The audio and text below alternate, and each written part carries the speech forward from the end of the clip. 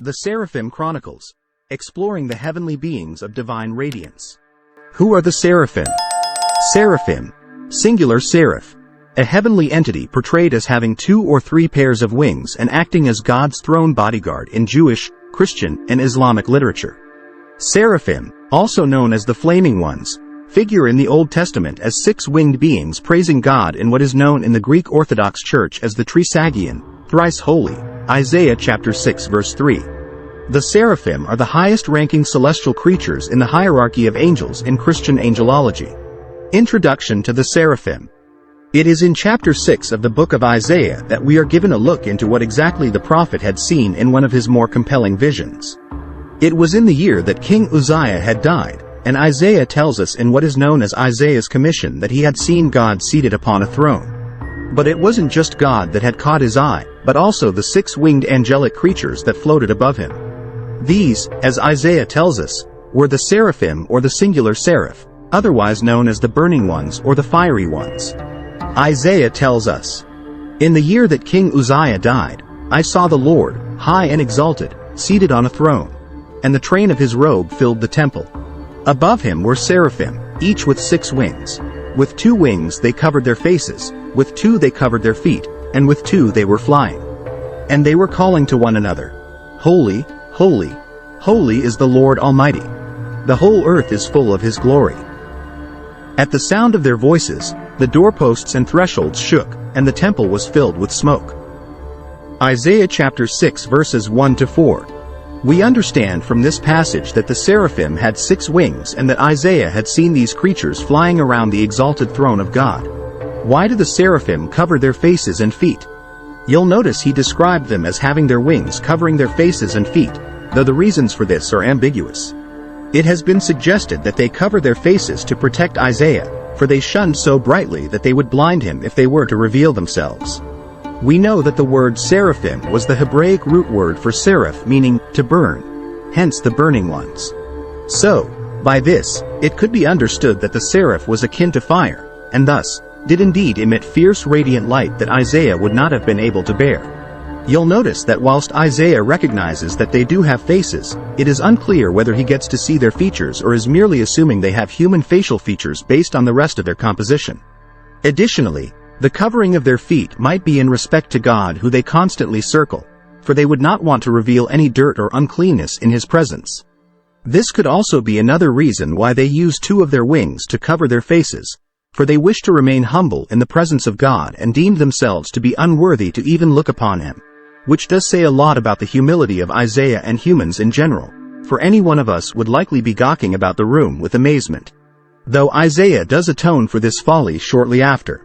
It might also even be a precautionary effort, for if they did see the face of God, they might not be able to comprehend it and or be stricken for having dared to look at him, something that Isaiah comes to fear after having glanced at God. The role of the seraphim.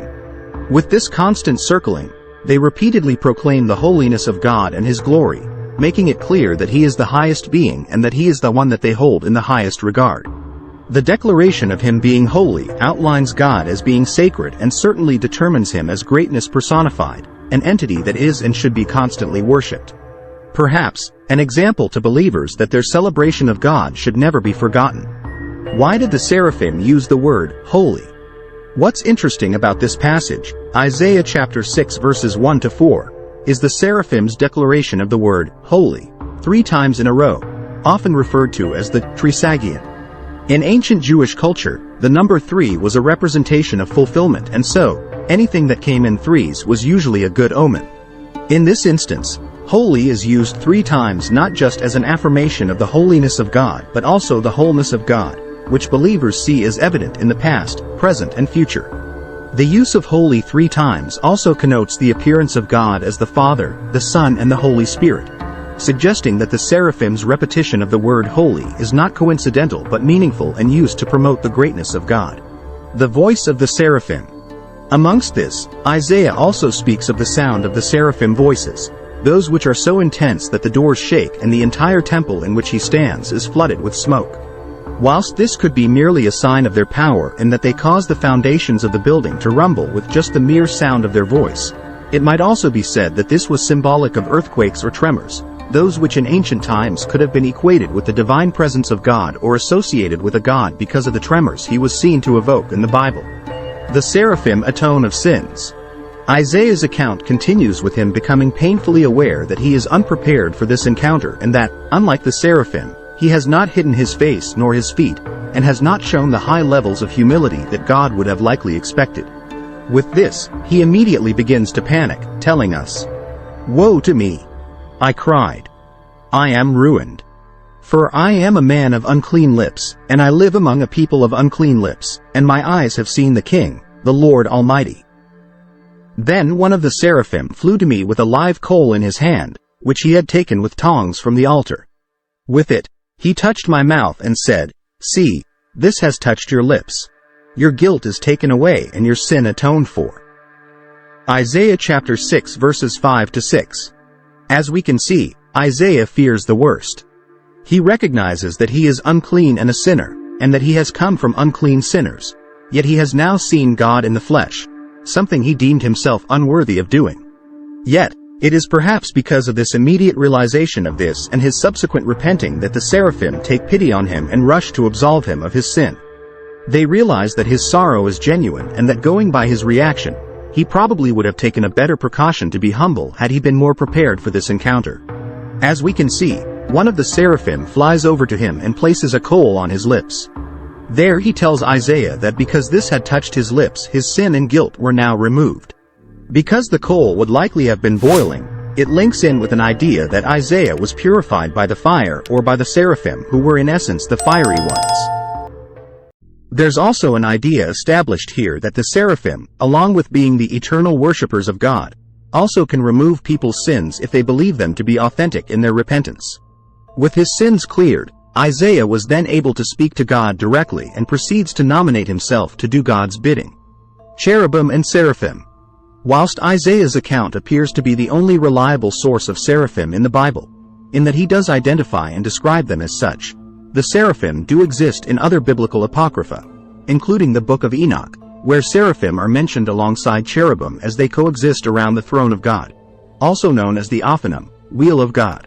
Both entities are described as relating to the sun or that they are elements of the sun itself, which would fit in quite well with the seraphim, which is known as the burning ones.